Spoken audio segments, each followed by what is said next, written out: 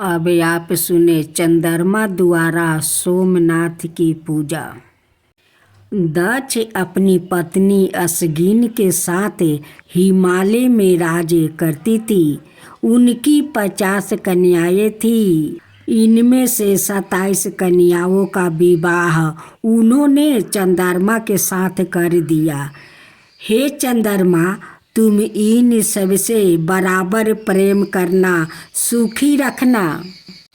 पहले तो चंद्रमा अपनी सभी पत्नियों से बराबर का प्रेम करते थे, पर बाद में उनका झुकाव रोहिणी की तरफ होने लगा, जो अत्यंत सुंदर थी। इससे दक्ष की अनाय कन्याओं दुखी होने लगी। हमारी उपेक्षा करवा रहे हैं, अब हम क्या करें? चलो हम सब चलकर पिता श्री से शिकायत करते हैं। दक्ष की पुत्रियां अपने पिता के पास अपनी शिकायत लेकर पहुंची।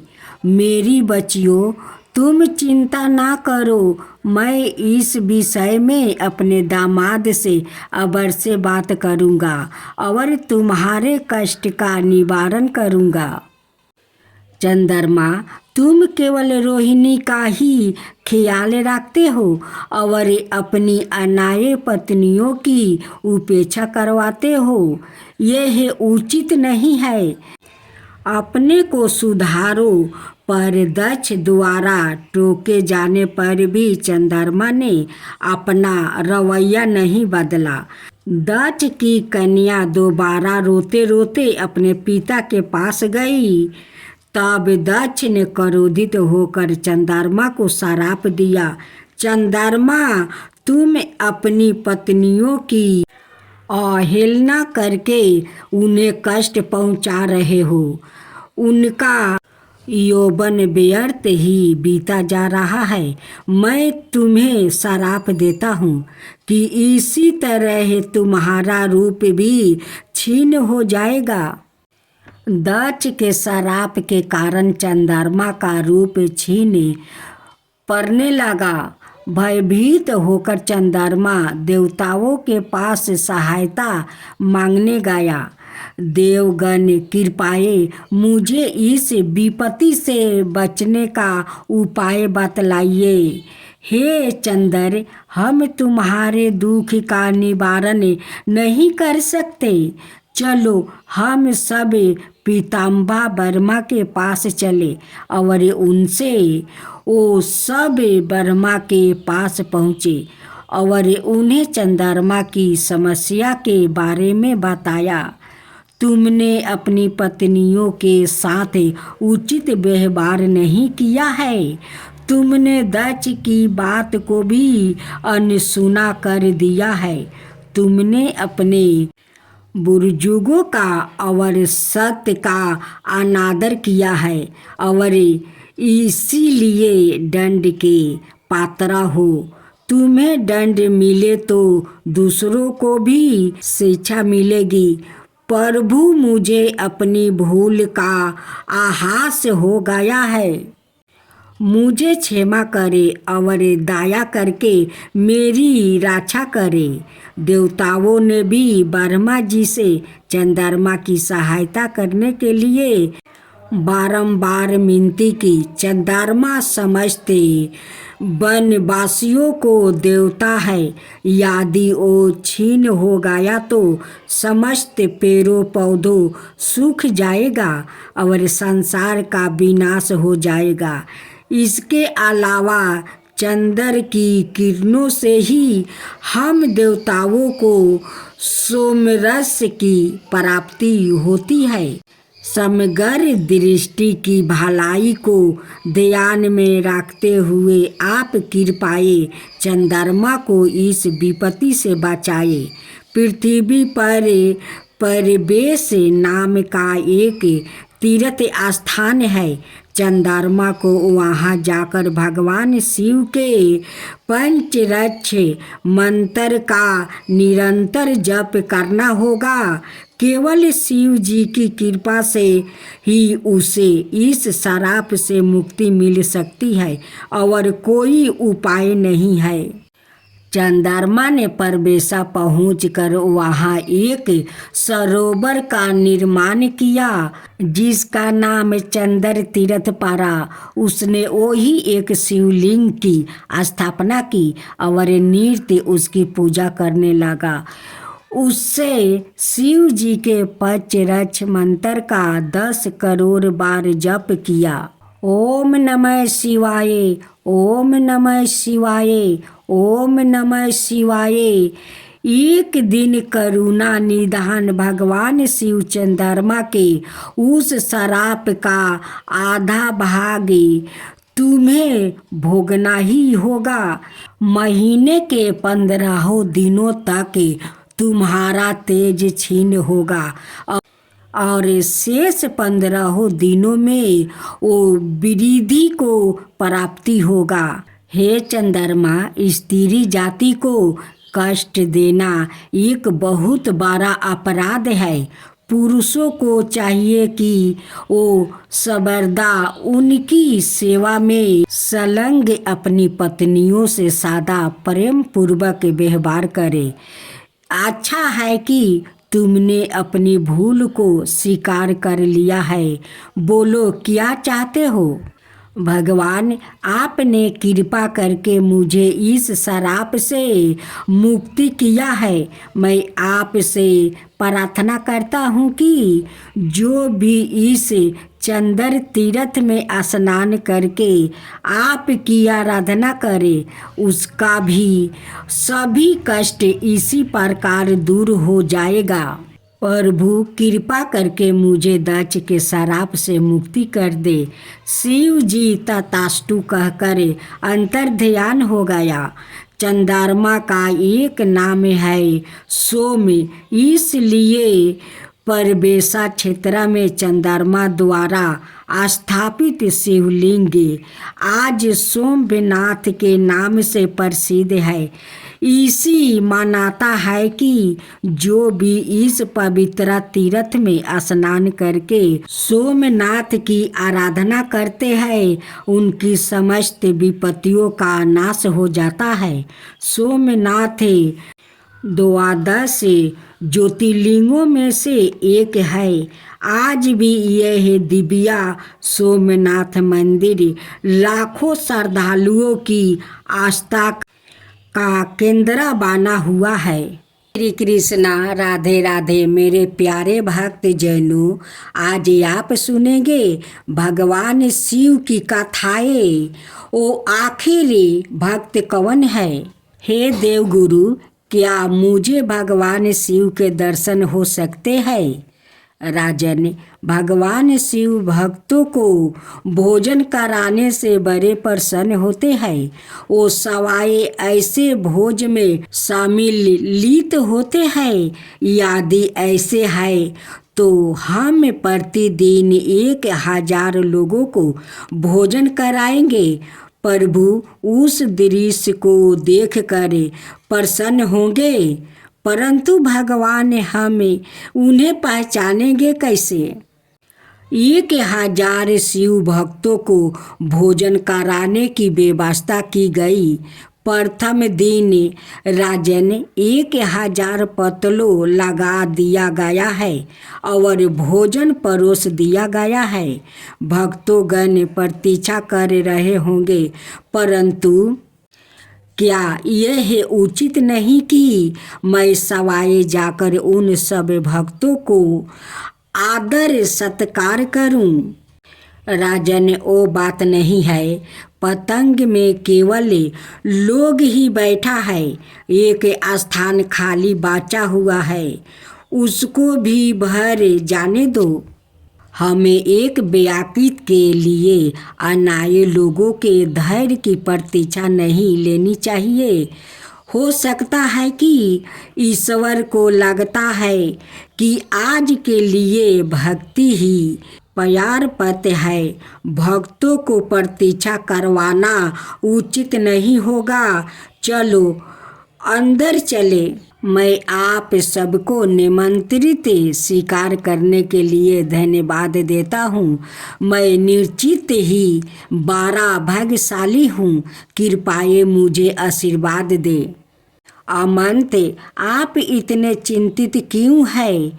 हे राजन, मुझे पता नहीं यह भूल कैसे हो गई। क्या मैंने कहा नहीं था कि केवल लोग ही आए हैं, पर आप यहाँ 1000 लोगों भोजन कर रहे हैं। मैंने अच्छी तरह गिना है। राजन, आपकी शिव भक्त आपकी, आपके परिवार की और आपकी प्रजा की रक्षा करे। भगवान शिव की जय हो। हमने तो यही संकल्प लिया था कि 1000 लोगों को भोजन कराएंगे। भगवान नीलकंठ की यही इच्छा होगी। दूसरे दिन आज कितने लोग आए हैं? क्या आश्चर्य, यह तो 1000 लोग भोजन कर रहे हैं। केवल महाराज, मैंने सवाए गणना करके उनको भीतर भेजा है। मैंने 1000 पान के बीड़ा तैयार करके रखा है ताकि कोई भूल ना हो। मैं बांटते समय उनकी गिनती करूँगा। राजन, यह सचमुच ही आश्चर्य की बात है। मैंने ठीक से गिन कर ही सब लोगों को भीतर भेजा था। मेरे मित्रा तेनालीराम भी गिन कर ही सब लोगों को पतंग में बैठाया है। गिनती में भूल होने की कोई संभव नहीं है। ठीक है, मैं सवाए भी को गन कर पान दूंगा। भोजनशाला का द्वार पर राजा सवाए सबको पान का बीड़ा देने लगे। सभी ने राजा को भूरी भूरी आशीर्वाद दिया। एक पान बच गया है, जरा देखो तो भीतर कोई रह गया है क्या? कितने आश्चर्य की बात है। बेआकित भोजन करने आए पर 1000 लोग ने भोजन किया। यह हजारों भक्तों कौन हो सकता है? यह चमत्कार कुछ दिनों तक चलता रहा। इस गुप्त हजारों भक्तों का कोई भी पता नहीं चला। राजा इस गुत्थी को सुलझाने में डूबे रहते हैं। एक दिन भगवान शिव ने उन्हें सपने में दर्शन दिया। राजन, तुमने शिव भक्तों को भोजन करवा कर मुझे दीपित कर दिया है। वो हजारों भक्त जिसे तुम खोज रहे हो, वो मैं हूँ। इसी तरह से राजा ने कई वर्षों तक शिव भक्तों को नित्य भोजन करवाया। फिर भी वो उस हजारों भक्तों को देख नहीं पाए। राजा वृद्ध हो चले। हे कैलाशपति, आप जो समस्त प्राणियों का भरण पोषण करते हैं, सवाए मेरे यहाँ भोजन करने पधारे। आपकी करुणा अपरंपार है प्रभु। राजन, मैं नृत्य प्रति तुम्हारे यहाँ आकर भोजन करता हूँ, फिर भी तुम्हें मुझे पहचान नहीं पाते हो। भगवान हे सर्वव्यापी परमेश्वर, शिव भक्त यह जानकर कितने प्रसन्न होंगे कि उन्होंने नृत्य आपके साथ भोजन किया है। यदि आप कृपा करके जहाँ आप बैठते हैं उस स्थान पर कोई चिन्ह छोड़ जाइए तो उसकी पूजा करके लोग परम गति को प्राप्ति कर सकेंगे। काल की प्रतीक्षा करो। भोजनशाला में भोजन के पश्चात केवल जूठी पतल पड़ी थी। राजा चारों ओर खोजने लगे। जिस जगह भगवान शिव ने बैठकर भोजन किया था उस स्थान पर एक शिव मूर्ति और लाठी प्राप्ति हुई। यहाँ प्रभु ने अपनी कितनी सुंदर मूर्ति हमें प्रदान की है। उन्होंने कृपा बस अपनी छड़ी भी निशानी के तौर पर हमें दे दिया है। कितने दयालु है भगवान। भगवान शिव की यह स्वाभू मूर्ति आज भी मंदिर आकुर में विराजमान है। उसका नाम है हजारों में एक। उनके बाएं हाथ में तोते से सुशोभित छड़ी है और ऊपरी हाथों में फरसा और मिर्गा का चिन्ह है। चौथा हाथ भक्तों को वरदान देने की मुद्राएं में शोभा यमन हो रहा है। इस मूर्ति का अलौकिक स्वरूप देखते ही बनता है हमें ईश्वर के लिए उस तरह की व्याकुलता होनी चाहिए जैसी एक शिशु को अपनी माँ के लिए होती है। उसे अपनी माँ से दूर रहने पर चारों ओर केवल अंधेरा ही दिखता है। अब आप सुने तीसरा अध्याय भगवान शिव और अगस्त मुनि की कहानी। एक बार भगवान शिव और माता पार्वती कैलाश में उस कक्ष में गया जहाँ अनेक पांडुलिपियाँ रखी हुई थी। अगस्त मुनि उनके दर्शन करने के लिए आए थे। उन्होंने उन्हें भी अपने साथ ले लिया। हे महादेव, इन गर्तों में से बड़ी सुंदर महक आ रही है। किसकी खुशबू है? अगस्त्या, यह तामिल की खुशबू है। अगस्त्या, इन गर्तों में शामिल का व्याकरण शास्त्रों निहित है। मैं तुम्हें शामिल व्याकरण की शिक्षा दूंगा। तुम इन ग्रंथों को अपने साथ अध्ययन के लिए ले जा सकते हो। अगस्त, तुम दक्षिण दिशा में जाओ और इन शास्त्रों पर आधारित तामिल व्याकरण की रचना करो।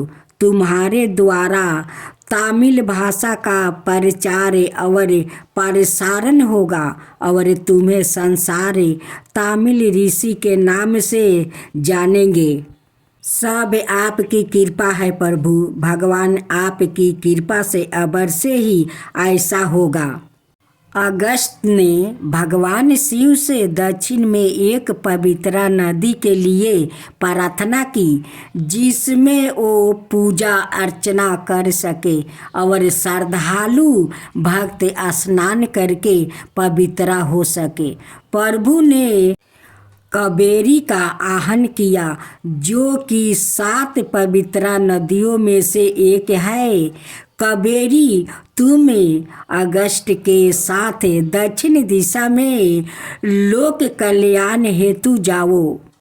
मैं माता कावेरी को अपने कमंडल में भूलक पर ले जाऊंगा। जैसी आपकी आज्ञा प्रभु।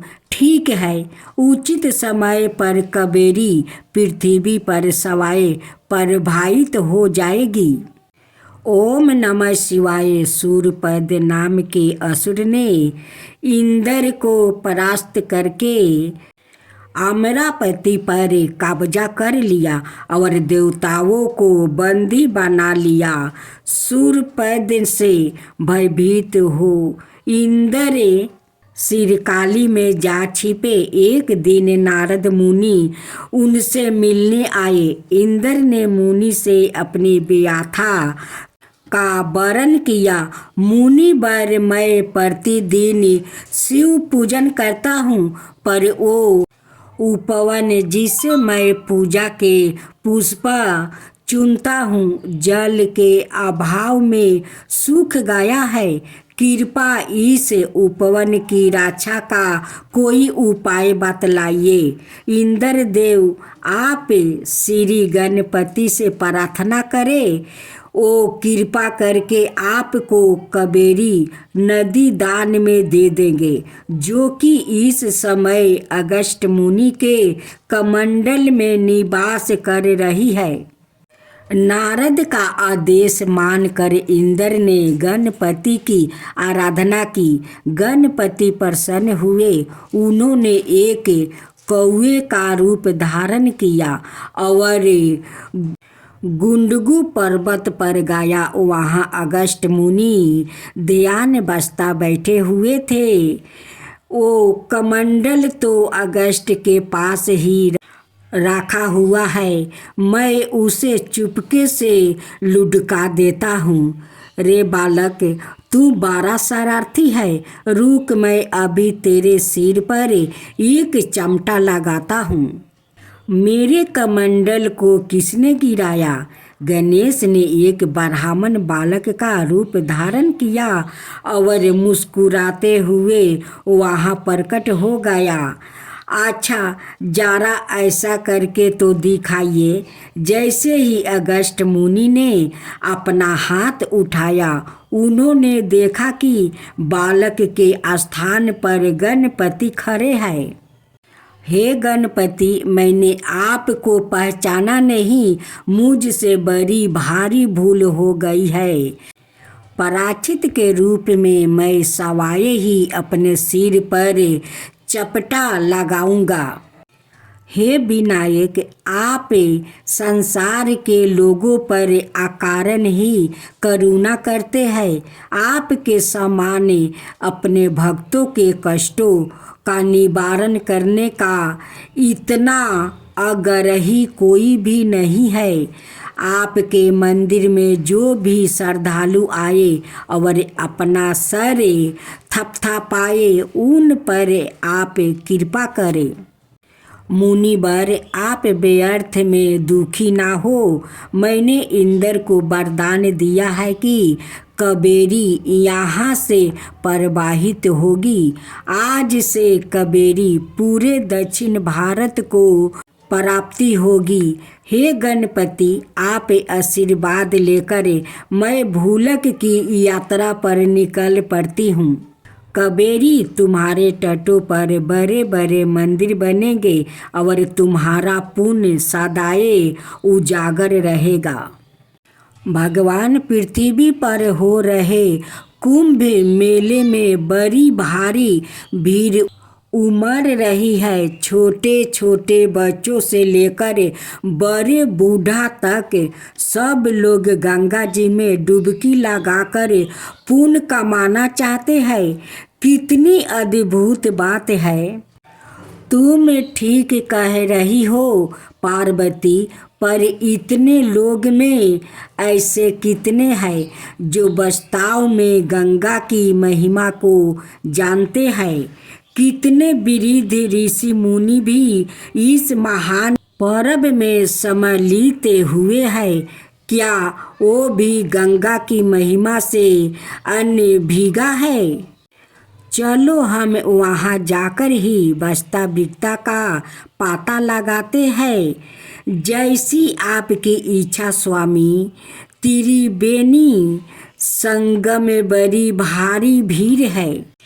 मैं एक बूढ़े मृतक का रूप लेता हूँ और तुम उसकी सुंदर पत्नी का रूप धारण कर लो। हाय, मेरे पति की मृत्यु हो गई है। कोई है जो मेरी मदद कर सके? मैं क्या करूं? आहो, क्या आप लोग इतना भी नहीं जानते? मैंने जैसे ही गंगा जी में डुबकी लगाई, माँ गंगा ने मेरे सारे पाप धो डाले और मुझे बिल्कुल पवित्र कर दिया है। उसी समय भगवान शिव ने, जिन्होंने उस मृतक का रूप लिया था, माता पार्वती के साथ प्रकट होकर सबको दर्शन दिया। जिन लोग ने गंगा में स्नान किया था, उन सबको भगवान का दर्शन हो गया। देखो पार्वती विरल ही गंगा की महिमा को जानते हैं। केवल तुम ही ओ वीर और पवित्रा व्याकित हो जो मेरे पति का अंतिम संस्कार कर सकते हो। तब चलो कार्य पूरा कर दे। भगवान उस एक बिरले व्याकित के कारण कितने लोगों को आपके दर्शन हो गया। आपकी लीला अपरंपार है प्रभु। अच्छा, अंधविश्वास क्या है यह तुम मुझे समझा सकते हो। विश्वास तो पूर्णतः अंधा ही होता है, उसकी आंखें है ही कहाँ। यह तो उसे विश्वास कहो अथवा ज्ञान। यह कैसा कह सकते हैं कि विश्वास कभी तो अंधा होता है और कभी आँखों सहित। गणेश जी रिद्धि सिद्धि के देवता और विघ्न विनाशक देवता है, जो पूजा अर्चना से प्रसन्न होकर भक्त की हर बाधा को दूर करे, सुख सौभाग्य और धन धनाई के भंडार भर देते हैं। उनकी दयाशीलता और दानशीलता को लेकर काफ़ी कथाएं भी प्रचलित है, जिनमें एक बुढ़िया से खीर खाने की लोक कथा काफ़ी प्रसिद्ध है। गणेश जी और खीर की कहानी। एक बार गणेश जी ने पृथ्वी के मनुष्यों को परीक्षा लेने का विचार किया। वो अपना रूप बदलकर पृथ्वी पर भ्रमण करने लगे। उन्होंने एक बालक का रूप बना लिया और एक हाथ में एक चमचा में दूध ले लिया और दूसरे हाथ में एक चुटकी चावल ले लिया और गली गली घूमने लगे। साथ ही साथ आवाज़ लगाते चल रहे थे, कोई मेरे लिए खीर बना दो, कोई मेरे लिए खीर बना दो, कोई मेरे लिए खीर बना दो। कोई भी उन पर ध्यान नहीं दे रहा था, बल्कि लोग उन पर हंस रहे थे। वो लगातार एक गांव के बाद दूसरे गांव इसी तरह चक्कर लगाते हुए पुकारते रहे, पर कोई खीर बनाने के लिए तैयार नहीं था। सुबह से शाम हो गई, गणेश जी लगातार घूम रहे। एक बुढ़िया थी, शाम के वक्त अपनी झोपड़ी के बाहर बैठी हुई थी। तभी गणेश जी वहाँ से पुकारते हुए निकले कि कोई मेरी खीर बना दे, कोई मेरी खीर बना दे।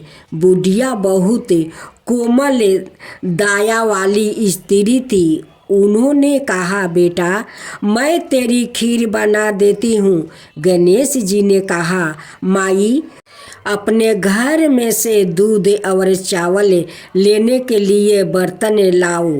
बुढ़िया एक कटोरी लेकर जब झोपड़ी का बाहर आई तो गणेश जी ने कहा, अपने घर का सबसे बड़ा बर्तन लेकर आओ। बुढ़िया को थोड़ी झंझलाहट हुआ, पर उसने कहा, चलो बच्चे का मन राख लेती हूँ। और अंदर जाकर वो अपने घर से सबसे बड़ा पतीला लेकर बाहर आई। गणेश जी ने चमचे में से दूध पतीले में ढालने शुरू किया। तब बुढ़िया के आश्चर्य की सीमा नहीं रही। तब उसने देखा दूध से पूरा पतीला भर गया है।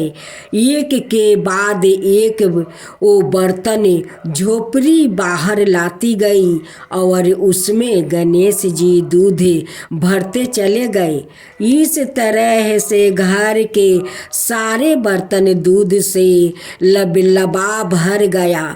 गणेश भगवान ने बुढ़िया से कहा, मैं स्नान करके आता हूँ, तब तक तुम खीर बना लो, मैं आपस आकर खाऊंगा। बुढ़िया ने पूछा, मैं इतनी सारी खीर का क्या करूं? इस पर गणपति जी बोले, सारे गांव को दावत दे दो। बुढ़िया ने बड़े प्यार से मन लगाकर खीर बनाई। खीर की भीनी भीनी मीठी मीठी खुशबू चारों दिशाओं में फैल गई। खीर बनाने के बाद वो हर घर में जाकर खीर खाने का न्योता देने लगी। लोग उस पर हंस रहे थे। बुढ़िया के घर में खाने को दाना नहीं है और यह सारे गांव को खीर खाने की दावत दे रही है। लोगों को कुतूहल हुआ और खीर की खुशबू से लोग खींचे चले आए। लो, सारा गांव बुढ़िया के घर में इकट्ठा हो गया। जब बुढ़िया की बहू को दावत की पाता मालूम हुई तब वो सबसे पहले वहाँ पहुँच गई। उसने खीर से भरे पतीलों को जब देखा तो उसके मुंह में पानी आ गया। उसे बड़ी जोर से भूख लगी हुई थी। उसने एक कटोरी में खीर निकाल ली और दरवाजे के पीछे बैठकर खाने की तैयारी करने लगी। इसी बीच एक छींटा गिर गया और गणपति जी को भोग लग गया और वो प्रसन्न हो गए। अब पूरे गांव को खाने की दावत देकर बुढ़िया वापस अपने घर आई तो उसने देखा बालक वापस आ गया था। बुढ़िया ने कहा, बेटा खीर तैयार है, भोग लगा लो। गणपति जी बोले, माँ भोग तो लाग चुका है, मेरा पेट पूरी तरह से भर गया है, मैं तृप्त हूँ, अब तू खा ले, अपने परिवार और गांव वालों को खिला दे। बुढ़िया ने कहा, यह तो बहुत ज़्यादा है, सबका पेट भर जाएगा, इसके बाद भी यह बच जाएगी। उस बीच खीर का मैं क्या करूँगी? इस पर गणेश जी बोले, इस बीच खीर को रात में अपने घर के चारों कोने में रख देना। और बुढ़िया ने ऐसा ही किया। जब सारा गांव जी भर कर खा चुका तब भी ढेर सारी खीर बच गई। उसने उसके पात्रों को अपने घर के चारों तरफ रख दिया। सुबह उठकर उसने क्या देखा?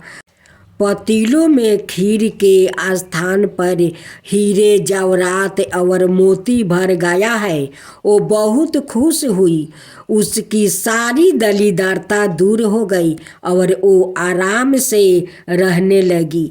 उसने गणपति जी का एक भाव मंदिर बनवाया और साथ में एक बड़ा सा तालाब भी खुदवाया। इस तरह उसका नाम दूर दूर तक प्रसिद्ध हो गया। उस जगह वार्षिक मेले लगने लगे। लोग गणेश जी की कृपा प्राप्ति करने के लिए उस स्थान पर पूजा करने और मन्नत मांगने के लिए आने लगे। गणेश जी सबकी मनोकामना पूरी करने लगे। हे गणेश भगवान, जैसे आप उस बुढ़िया पर कृपा किया वैसा ही सब पर करना। कहानी कहने वाला, हुंकार भरने वाला, सुनने वाला, उनकी सारे परिवार पर कृपा करना, अड़ोस पड़ोस पर कृपा करना, सारा दुनिया पर कृपा करना। तो बोलो गणेश भगवान की जय, गणपति पप्पा की जय। आप सुने गणेश भगवान की व्रत कथा। राजा सातानिक ने सुमितु मुनि से पूछा, प्रिय वर गणेश जी को गणों का राजा किसने बनाया और बड़े भैया कार्तिकेय के रहते हुए यह कैसे विघ्नों के अधिकारी हो गए? सुमितु मुनि ने कहा, राजा आपने बहुत अच्छी बात पूछी है, जिस कारण ये विघ्न कारक हुए हैं और जिन विघ्नों को करने से इस पद पर उनकी नियुक्ति हुई है। ओ मैं कह रहा हूँ उसे आप एक ग्रह चित होकर सुने। पहले कीर्तियोग में प्रजाओं की जब सृष्टि हुई तो बिना विघ्न बाधा के देखते ही देखते सब कार्य सिद्ध हो जाते थे। अंत में प्रजा को बहुत अहंकार हो गया। कैलेश रहित अहंकार से परिपूर्ण प्रजा को देखकर ब्रह्मा ने बहुत सोच विचार करके प्रजा समृद्धि के लिए विनायक को विनियोजित किया। अंत ब्रह्मा के प्रयास से भगवान शंकर ने गणेश को उत्पन्न किया और उन्होंने गणों का अधिपति बनाया। हे राजन, जो प्राणी गणेश की बिना पूजा किए ही कार्य आरंभ कर देता है, उनके मुझसे सुनिए। ओ व्याकृत सपने में अत्यंत गहरे जल में अपने को डूबते स्नान करते हुए यह केस मुराए देखता है। कासाय बस्तर से आच्छादित और हिस्सक व्यागिर्दी पशुओं पर अपने को चढ़ाता हुआ देखता है। अत्यंत गर्भ और ऊंट आदि पर चढ़ाकर परिजनों से घेरा वो अपने को जाता हुआ देखता। हीन जो मानव किकरा पर बैठकर अपने को जल की तरंगों के बीच गाया हुआ देखता है और पैदल चल रहे लोगों से घेर कर यमराज के लोक को जाता है और जाते हुए अपने को सपने में देखता है। वो खुद ही अत्यंत दुखी होता है। जो राजकुमार सपने में अपने चिता और आकृति को विकृति रूप में अब स्थित कर वीर के फूलों की माला से विभूषित देखता है, वो उन भगवान विघ्नेश के द्वारे विघ्न उत्पन्न कर देने के कारण पूर्व वंशानुगत प्राप्त रज्या को प्राप्त नहीं कर पाता, वैसे को व्यापार में लाभ नहीं प्राप्त होता है और कृषक को कृषि कार्य में पूरी सफलता नहीं मिलती। इसलिए राजन ऐसे अशुभ सपनों को देखने पर भगवान गणपति की प्रसन्नता के लिए विनायक शांति करना चाहिए। विनायक की जय हो, विनायक जी की जय हो। जय गणेश जय गणेश जय गणेश देवा, माता जानकी पार्वती पिता महादेवा। जय गणेश जय गणेश जय गणेश देवा, एक दांत दयावंत चार भुजी धारी, मस्तक सिंदूर सोहे मूस की सवारी। जय गणेश जय गणेश जय गणेश देवा, माता जानकी पार्वती पिता महादेवा। अंधन को आँख देते, कोढ़ियन को काया, बाजिन को पुत्र देते, निर्धन को माया। जय गणेश जय गणेश जय गणेश देवा, माता जानकी पार्वती पिता महादेवा। हार चढ़े फूल चढ़े और चढ़े मेवा, लड्डुअन का भोग लगे संत करे सेवा। जय गणेश गणेशी जय गणेशी जय गणेशी देवा। दीनन की लाज रखो सुबह सुती बारी, कमना का पूरा करो जग बलिहारी। जय गणेशी जय गणेशी जय गणेशी देवा। सूर्य सायं शरण आए सफल की जो सेवा। जय गणेशी जय गणेशी जय गणेशी देवा। माता जानकी पार्वती पिता महादेवा। जय गणेशी जय गणेशी जय गणेशी देवा। माता जानकी पार्वती पिता महादेवा। जय शिवा ओमकारा प्रभु हरे शिवा ओमकारा। ब्रह्मा विष्णु सदा शिव अर्धंगिनी धारा। ओम जय शिवा ओमकारा। एकानन चतुरानन पंचानन राजे। शिव पंचानन राजे। हंसासन गरुड़ासन विषवाहन साजे। ओम जय शिवा ओमकारा। दो भुज चार चतुर भुज दस भुज अति सोहे। तीनों रूप निरखता त्रिभुवन जन मोहे। ओम जय शिवा ओमकारा। अक्षर माला बने माला मंगी माला तारी। चंदन मृग मद सोहे बोले सुभिकारी। ओम जय शिवा ओमकारा। श्वेतांबर पीतांबर गंबर अंगे। सनकादिक बरे मादिकी भूतादिकी संगे। ओम जय शिवा ओमकारा। करके मध्यम कमंडल चक्र त्रिशूल धरता। जग करता जग भरता जग पालन करता। ओम जय शिवा ओमकारा। ब्रह्मा विष्णु सदा शिव जानते अविवेका। प्राण बचर के मध्यम यहे तीनों एका। ओम जय शिवा ओमकारा।